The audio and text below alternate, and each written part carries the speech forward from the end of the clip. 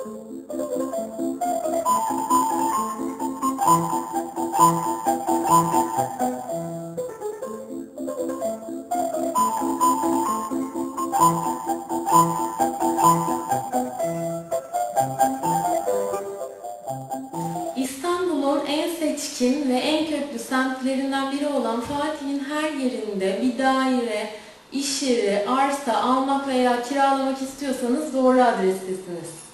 Biz Fatih'in yerlisiyiz ve bu sebepten Fatih'i çok iyi biliyoruz. Ücretsiz ekspertiz hizmetlerimizden yararlanmak istiyorsanız bize bir telefon veya e-mail yoluyla ulaşabilirsiniz. Bizle tanışırsanız samimi bir ortam bulursunuz.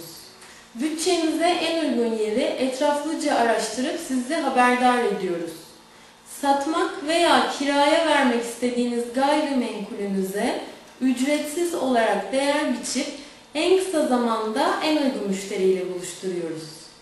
Kısacası Fatih'te gayrimenkul bizden sorulur.